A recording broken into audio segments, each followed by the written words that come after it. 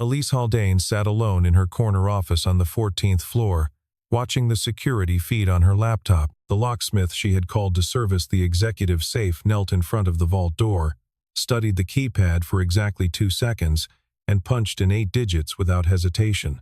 No trial. No error. The lock clicked open on the first attempt. The code was 07042006, July 4, 2006, the night of her first kiss. No one alive knew that number. She leaned closer to the screen. Calloused hands, a faded work jacket, a name badge that read G. Callister. She had not heard that name in 18 years. She was already moving toward the elevator before the feed finished buffering. The hallway outside the vault room smelled like cleaning solution and old carpet. Fluorescent light hummed overhead in a pitch that matched the frequency of her pulse. She pushed through the door and found him crouched beside the open safe, a pen light between his teeth, checking the hinge mechanism. He looked up when her heels clicked on the tile. He stood, 6'1", maybe 6'2", leaner than she remembered, a scar near the left side of his jaw that had not been there before. His hair was shorter now, threaded with early gray at the temples, and his hands were the hands of a man who worked with tools every day, thick-knuckled, nicked, certain. He wore no ring. The collar of his work jacket was frayed on the left side, as though he turned his head the same direction 1,000 times a day. The internal locking bolt was binding against the frame, he said. His voice was unhurried, technical, stripped of ornament. Likely thermal expansion from the HVAC vent directly above. I've realigned it and recalibrated the throw distance. Should cycle cleanly now. Elise crossed her arms. How did you know the combination? He met her eyes without flinching. July 4th is the most common date-based safe code in the country. I tried it first, with the year attached. 2006 is a common suffix for people who set codes in their mid-20s. Statistical pattern. She did not blink. What's your full name? Garrett Callister. The room contracted. She studied his face, the new lines around his mouth, the way he held his weight slightly forward on his left foot, the scar she could not place. But the eyes, gray-blue, steady, unhurried. She remembered those eyes in firelight, in the glow of Roman candles over the Ridgeway Bridge, in the half-dark of a July night that she had carried in her chest like a locked room for nearly 2 decades. Are you from Ridgeway? She said. Not a question. A test. He paused. 1 beat. 2. Yes. He did not elaborate. He did not ask why she wanted to know. He did not shift his weight or look away or reach for some convenient follow-up that would smooth the silence. He simply stood there with his penlight and his tool belt and his patience, and Elise felt something shift beneath her ribs that she had not felt since she was 18 years old, and standing on the bank of the Congaree River watching a boy she barely knew cast a fishing line into water that caught the last light of the day. She told him to finish the job and leave his invoice with reception. She turned and walked out without waiting for his response, her heels marking a rhythm on the tile that she kept deliberately even, deliberately controlled, because control was the only currency she trusted. Back in her office, she closed the door, sat in her chair, did not move for a full minute. The harbor was visible through the floor-to-ceiling windows, container ships, sailboats, a tugboat dragging a barge south toward Fort Sumter. She did not see any of it. She was seeing a bridge in a small town 2 hours north, and a boy standing on it with Roman candles in his hand, and the way the light had turned his face golden for exactly 3 seconds before the sparks died. She opened the bottom drawer of her desk, the one she never opened in front of anyone, and pulled out a Polaroid photograph with faded edges and ink-smeared corners. 2 young faces, fireworks dissolving above them. His arm around her shoulder, her eyes closed, the ghost of a smile she had not worn since. She held the photograph under her desk lamp. The boy in the picture had broader shoulders now, a scar, a name badge, a $22 hourly rate. But the eyes were the same. They had always been the same. She put the photograph back in the drawer and closed it. The next morning, Elise pulled the service contract from facilities management. Callister Lockworks, based out of a strip mall on King Street. Garrett Callister, sole technician, licensed, bonded, insured. 2 years in operation, no complaints, no distinctions. An ordinary business run by an ordinary man. She ran his name through every database she had access to: business registrations, court records, professional licensing boards. Nothing came back that contradicted the surface. a man who opened a locksmith shop in 2022, paid his taxes on time, renewed his certifications annually, and kept his head down. She almost left it there, but Maggie Pruitt knocked on her door at 10:15, stepped inside, and closed it behind her. Maggie had been Elise's executive assistant for 20 years, had worked for Elise's father before that. She was 62, silver-haired, and she never closed the door unless something mattered. "The locksmith yesterday," Maggie said. "His last name is Callister." "I know. I recognized him. I'm from Ridgeway too, Elise. I knew his father. I knew his mother. And I know who he became after he left." Elise set down her pen.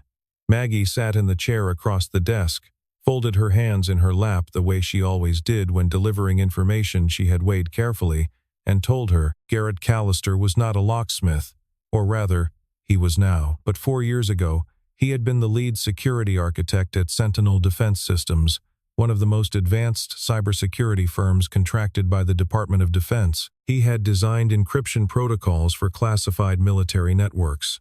He held a top-secret security clearance with sensitive compartmented information access. His published work on cryptographic key management had been cited in federal intelligence briefings and referenced in 3 separate congressional testimonies on national cyber defense. His salary had been north of 7 figures.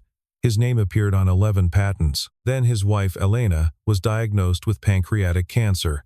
14 months later, she was gone. Garrett resigned from Sentinel the same week, walked out of a career that most people in his field would have sold a decade of their lives to have. He pulled his daughter out of her school in Northern Virginia, loaded what fit into the back of his truck, and drove south. He settled in Charleston because it was where Elena was buried in the cemetery on Magnolia Road, under a live oak she had loved as a child. He opened a locksmith shop.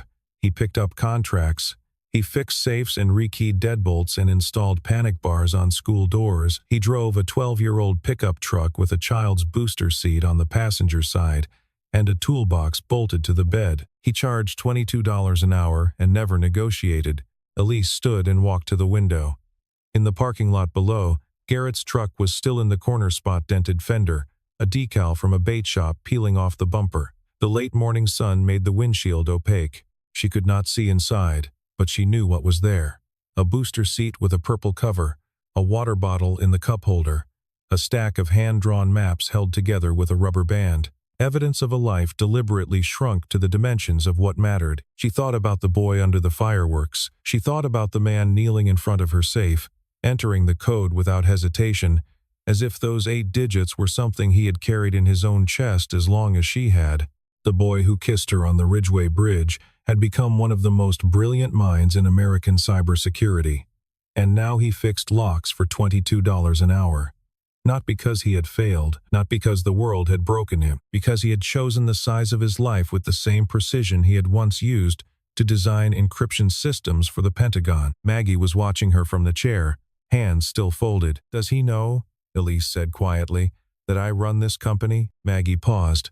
Her expression carried the particular gravity of a woman who had kept other people's secrets for 40 years and understood the cost of every one. "I think he knows everything, Elise. He just doesn't say it." 3 days later, Elise discovered who had actually requested the outside locksmith, and it was not facilities management. Victor Ashworth sat on the 14th floor too, 4 offices down from hers. Managing director, 16 years on the board. He wore hand-stitched Italian suits and a Patek Philippe that he touched unconsciously during meetings, the way other men touched wedding rings. He had been her father's first hire, and he had outlasted every restructuring since. It was Victor who had submitted the work order for the safe repair. He had told the facilities team that the internal maintenance crew was not qualified to service a Gardall TL-rated vault. He had specified an outside contractor. He had even recommended a particular locksmith, a small outfit on King Street, 1 man, no corporate ties. He had chosen Garrett Callister because Garrett Callister looked like someone who could be controlled. On the Tuesday after the repair, Victor intercepted Garrett in the basement corridor near the loading dock. The hallway was empty. The security camera in that section had been offline for 3 weeks, a coincidence Victor had arranged. "Mr. Callister." Victor's voice carried the practiced warmth of a man who had spent decades making threats sound like favors. I wanted to thank you personally for the excellent work on the vault." Garrett was carrying his tool bag toward the service elevator. He stopped. "Appreciate it. I have a proposition. The CEO keeps certain documents in that safe partnership agreements, backup files. I'm conducting an internal review, and I need copies of those materials. During your next maintenance visit, I'd like you to photograph the contents. $5,000. Cash." Garrett set his tool bag down.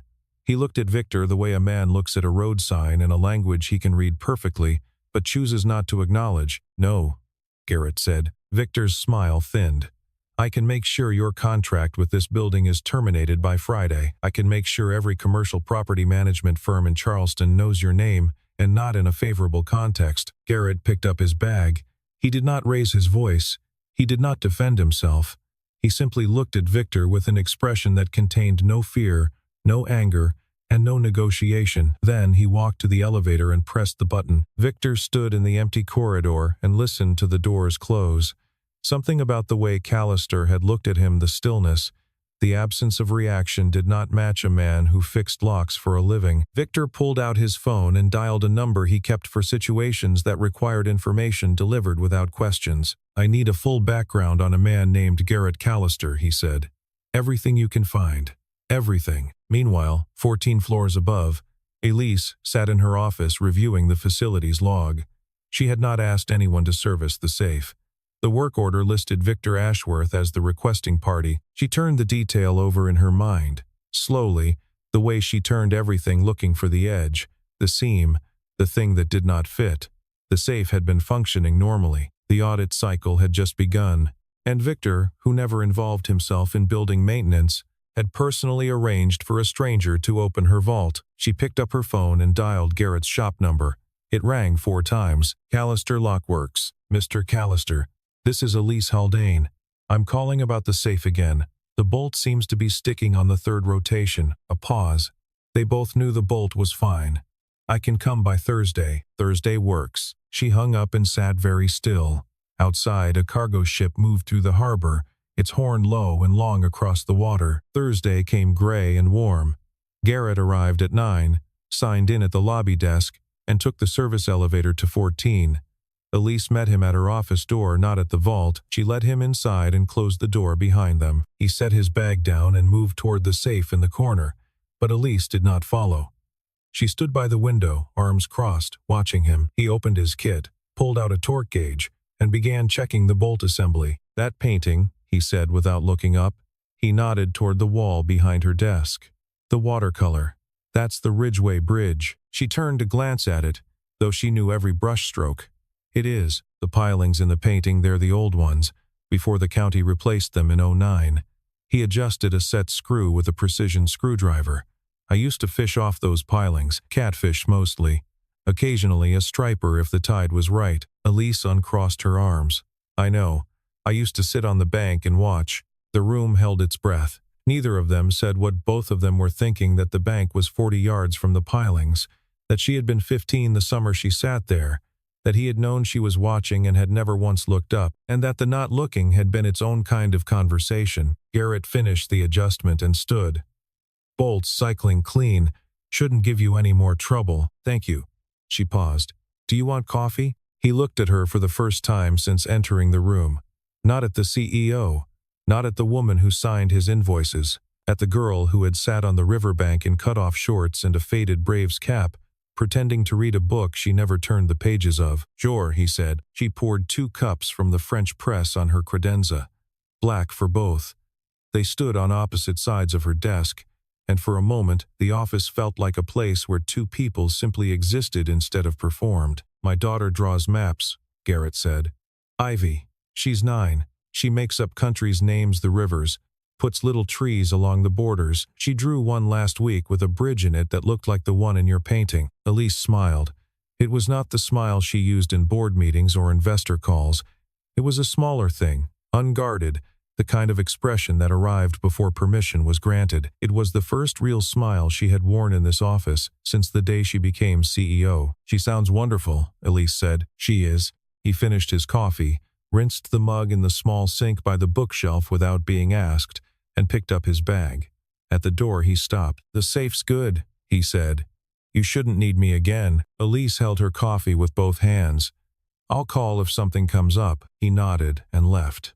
The door clicked shut. She stood at the window and watched his truck pull out of the lot, the bait shop decal, the booster seat, the toolbox bolted to the bed. She understood now, with a clarity that sat heavy in her chest, that he had not forgotten anything. Not the bridge, not the bank, not the code. He remembered all of it. He simply did not demand that remembering be rewarded. That was the thing about Garrett Callister that she could not solve. He carried everything and asked for nothing. The discrepancies surfaced on a Monday. Elise's internal audit team had been running a routine review of client accounts, standard procedure, quarterly cycle, but the junior analyst flagged something. A series of small transfers, each under the threshold that triggered automatic reporting, routed through a subsidiary account that traced back to the firm's operational fund. The amounts were modest, $12,000 here, $8,000 there, but the pattern was consistent. Every quarter, for at least 6 years, the precision of the timing suggested automation. Someone had built this into the system like a second heartbeat. Elise pulled the transaction records herself. She closed her office door, turned off her phone, and spent 3 hours cross-referencing account numbers, timestamps, and signatory codes. The trail was not hidden. It was simply layered beneath enough routine transactions that no one had ever thought to look. The authorization trail led, indirectly but unmistakably, to digital signatures bearing Victor Ashworth's credentials. The total diversion, across 6 years of documented transfers, exceeded $4 million. And those were only the transactions she could trace from the records available on the firm's network. The original financial architecture, the founding documents, the partnership agreements that established the firm's baseline, existed in only one place. She opened the safe that evening after everyone had left. The building was quiet. The cleaning crew had finished the 14th floor an hour ago. The corridor lights had dimmed to their after-hours setting, casting long amber rectangles across the carpet. She entered the code 0704-2006, and the lock turned with a sound like a knuckle cracking. Inside, beneath a leather portfolio and a box of her father's personal effects, she found what she had always known was there, but had never needed to examine. The original partnership agreement, drafted when her father founded Haldane Capital 23 years ago, and a USB drive labeled in her father's handwriting, "Backup Audit, Do Not Delete." The safe was not a safe.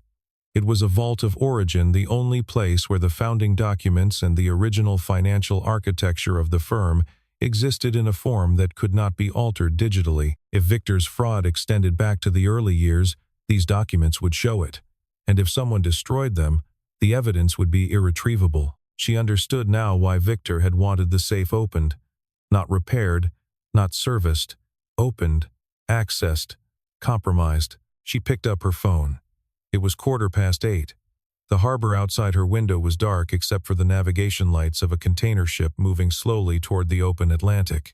She dialed Garrett's number. This time, when he answered, she did not pretend the bolt was sticking. "I need to ask you something," she said.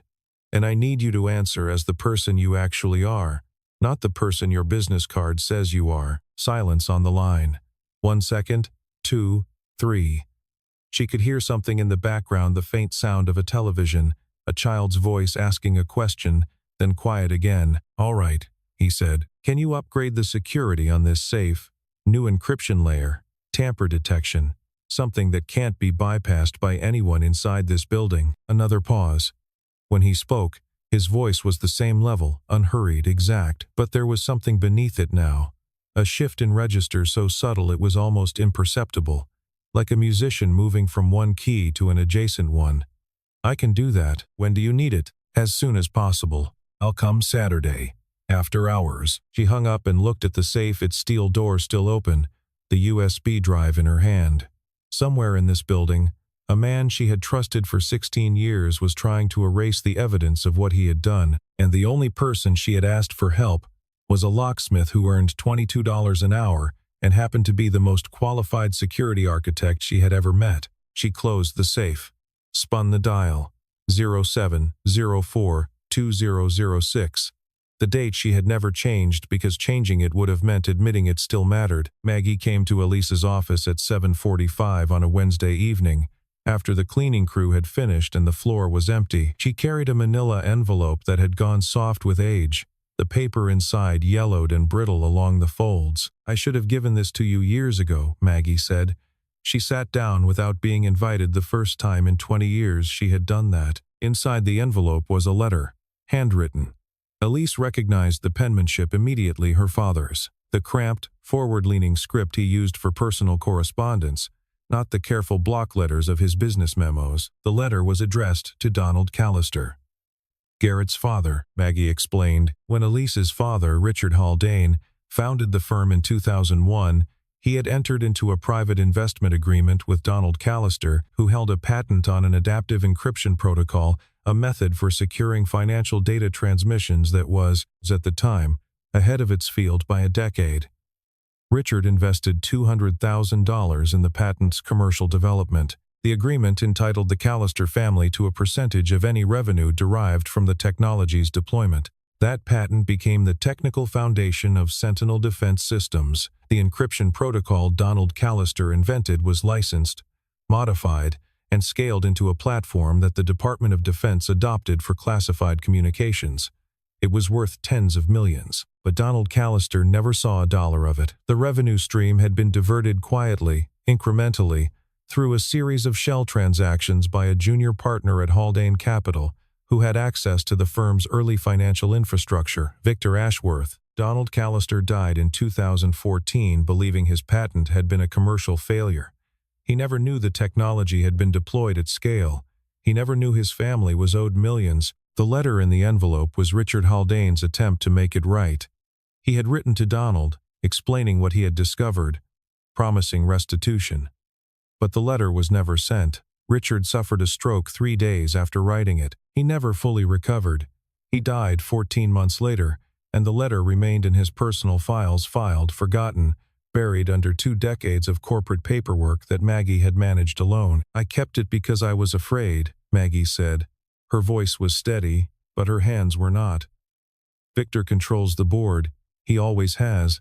If I had come forward, he would have destroyed me, and the letter, and everything your father tried to do." Elise held the paper under her desk lamp, her father's handwriting, his guilt, his intention, his failure all captured in ink on a page that had never reached its destination. "Does Garrett know?" Elise said. "I don't know what Garrett knows.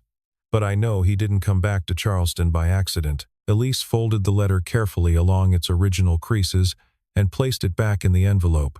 She opened the safe, set the envelope inside next to the USB drive and the partnership agreement, and closed the door. She sat in the silence of her office and understood, with a weight that pressed against her sternum, that Victor Ashworth's fraud was not recent.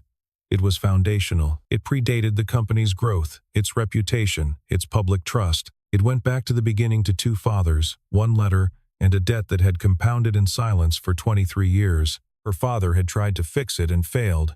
Now the work was hers. She called Garrett the next morning, not from her office phone, from her personal cell, standing on the balcony of her apartment overlooking the harbor, the wind pulling at her hair.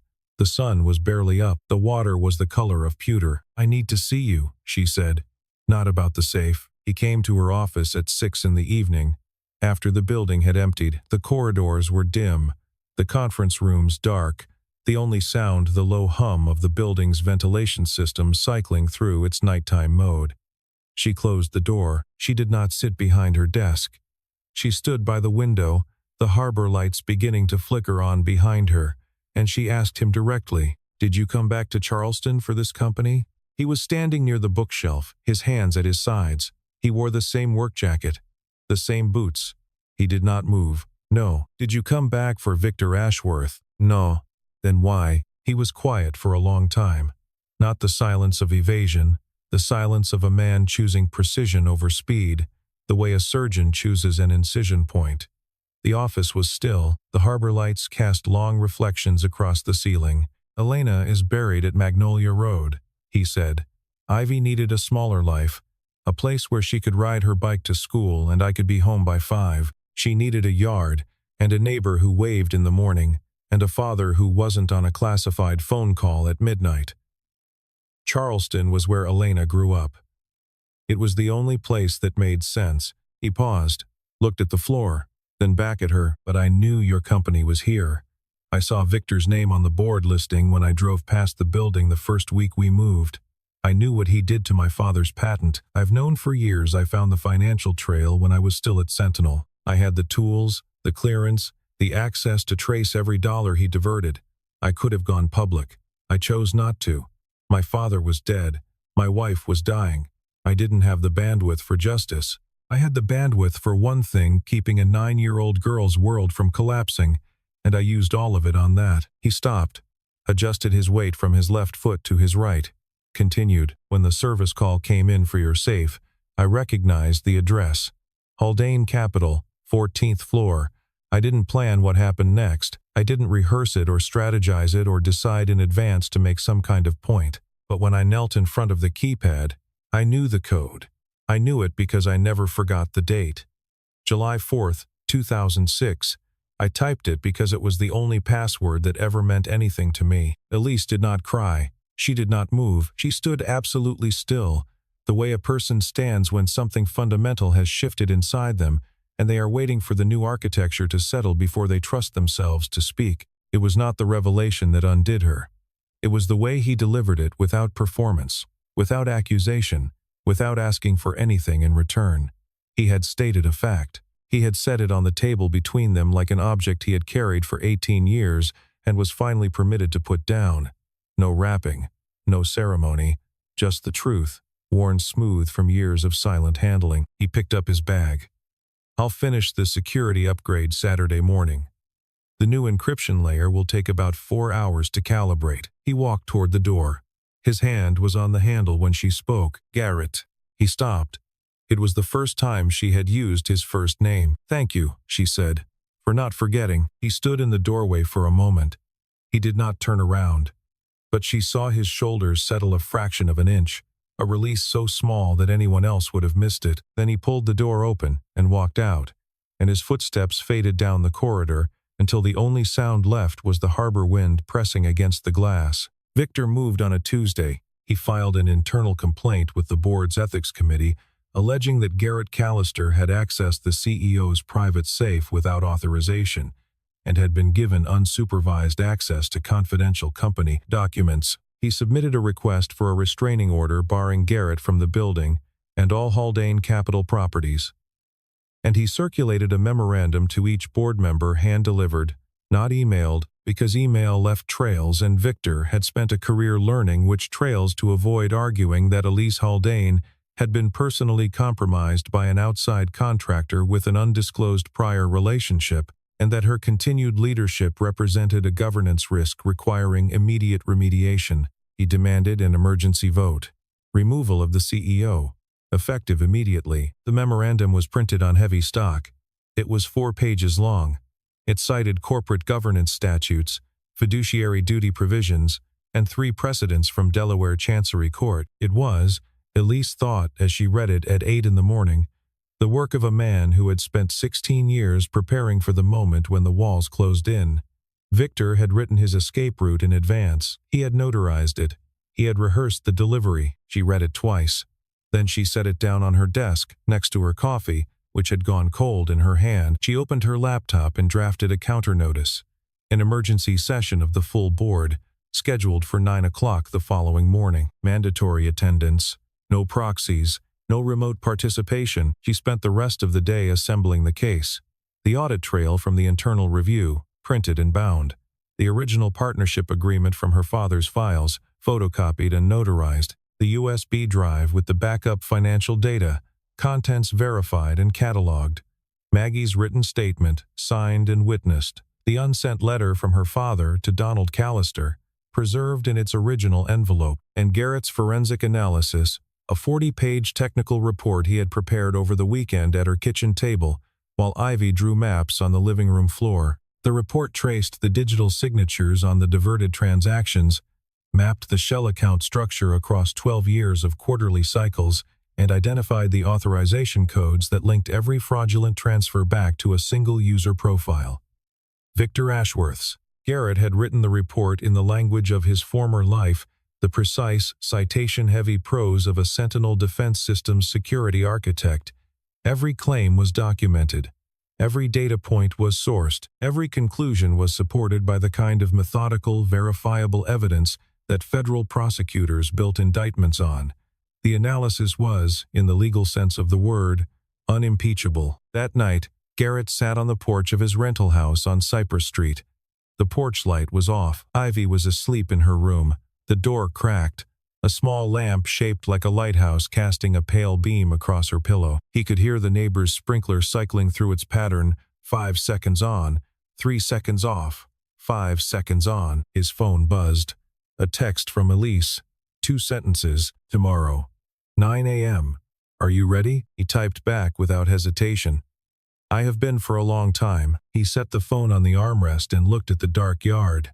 Somewhere in the live oaks, a mockingbird was cycling through its borrowed catalog of songs, Cardinal, Wren, Jay, Cardinal again. He listened to it repeat itself and thought about the morning ahead, and the morning after that, and the mornings that would follow regardless of what happened in the boardroom. He thought about Ivy's maps, and Elena's grave under the live oak on Magnolia Road, and the sound of fireworks over a river 18 years ago.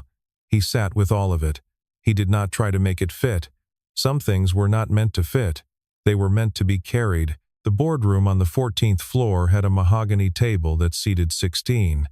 Every chair was filled by 902. Victor Ashworth sat at the far end, his lawyer beside him, a leather portfolio open in front of him. He had shaved that morning with extra care. His cufflinks caught the overhead light. Elise stood at the head of the table. She did not open with a greeting. She opened with numbers. She projected the audit trail on the wall-mounted screen, 6 years of microtransfers, each one tagged with a timestamp, an authorization code, and a digital signature. She walked the board through the shell account structure, the subsidiary routing, the quarterly pattern. She presented the original partnership agreement, side by side with the current financial filings, and showed where the revenue from the Callister patent had been diverted. She spoke for 22 minutes. She did not raise her voice. She did not editorialize. She let the numbers hold their own weight. When she finished, Victor leaned forward. This so-called analysis was prepared by a locksmith, he said. A man who fixes deadbolts for a living. A man who was given unauthorized access to this company's most sensitive documents by the very CEO whose judgment is in question. Elise touched her laptop. The screen changed. Garrett Callister's professional biography appeared. Sentinel Defense Systems, Lead Security Architect, Department of Defense Clearance, TS, SCI. Published papers in the Journal of Cryptographic Engineering and IEEE Security and Privacy. A federal commendation for his work on the National Cyber Resilience Framework. The room went silent. Victor's lawyer whispered something. Victor's face did not change, but his hand moved to his Patek Philippe and stayed there. Mr. Callister's forensic analysis, Elise said, has been independently reviewed by the firm's external auditors. Their preliminary findings are consistent with his conclusions. I have also forwarded the complete audit package to the FBI's Financial Crimes Division, as required under our fiduciary obligations. Victor pushed back his chair. I'd like to request a recess. Denied, said the board's independent chair, a woman named Constance Wu, who had been watching Victor's hand on his watch for the last 10 minutes. Victor stood. He buttoned his jacket. He looked around the table at faces that would not meet his eyes. Then he walked toward the door. In the lobby, 2 men in dark suits were waiting. Maggie stood near the reception desk, her phone still in her hand. The federal investigators had arrived 11 minutes early. In the boardroom, Garrett sat in the last row of observer chairs along the wall. He had spoken only once to confirm, under oath, the methodology of his forensic analysis. He had not looked at Victor. He had not looked at Elise. He had looked at the table and answered questions with the same flat precision he used when describing a lock mechanism. When Victor was escorted out, Elise's eyes found Garrett across the room. He gave a single nod, not congratulations, not relief, just acknowledgement. The quiet signal of a man who understood that the thing they had been carrying separately for years had finally been set down. 3 weeks later, on a Saturday afternoon, Garrett finished a rekeying job at a Victorian row house on Trad Street. He loaded his tools into the truck bed, wiped his hands on a shop rag, and checked his phone. One message from Elise. Does Ivy like peach cobbler? He typed back, She would eat it for every meal if I let her. At 4 o'clock, Elise pulled into the gravel driveway of Garrett's rental on Cypress Street. She carried a ceramic dish covered in foil and a bottle of wine tucked under her arm. Ivy opened the screen door before Elise reached the porch the way a child opens a door for someone who has been there before, without ceremony, without surprise. They ate on the back porch. The cobbler was still warm. Garrett found 3 mismatched plates in the kitchen and did not apologize for them. Ivy sat cross-legged on the porch swing and told Elise about the map she had drawn that week, a coastal town with a lighthouse, a harbor, and a bridge that curved over a river, just like the one in the painting in Elise's office. "The bridge has a name," Ivy said. "I called it the Remembering Bridge, because if you stand on it and look down, the water shows you things you forgot." Elise looked at Garrett. He was watching his daughter with an expression that contained no performance, only the steady, undecorated love of a man who had rebuilt his entire life around a 9-year-old girl and had never once considered it a sacrifice. Ivy went inside to wash her hands. The screen door banged shut behind her. The crickets filled the space she left. Elise set down her fork. "I changed the safe code," she said. Garrett leaned back in his chair. "To what? It doesn't matter. Something forward, not backward." She paused. "The old code was the only sentimental thing I ever kept in that office. I held on to it because I thought remembering was the same as honoring. But it wasn't. It was just holding still." He nodded. He did not ask what the new code was. He understood that the point was not the number, it was the act of choosing to face a direction she had not faced in 18 years. The yard darkened. Fireflies rose from the grass in slow, silent pulses. The wine bottle was half empty between them. Somewhere inside, Ivy was humming a song that neither of them recognized, something she had probably invented, the way she invented countries and rivers and bridges. Elise's hand found his on the armrest of the porch chair. She did not look at him when she did it. He did not look at her. Neither pulled away. The stillness was the same as 18 years ago, the same held breath, the same unspoken agreement that silence could carry more than words. But the sky was different. The stars had shifted. The two people sitting beneath them had lived entire lifetimes between then and now, marriages, losses, careers built and abandoned, a child who drew maps of places that did not exist, and named the bridges after memory. The difference was that 18 years ago, one of them had stood up and walked away. Tonight, neither did. They sat on the porch of a rented house on Cypress Street, their fingers resting together on a wooden armrest, and they let the evening arrive without trying to hold it or explain it, or make it into something it was not yet ready to be. The fireflies drifted. The wine warmed.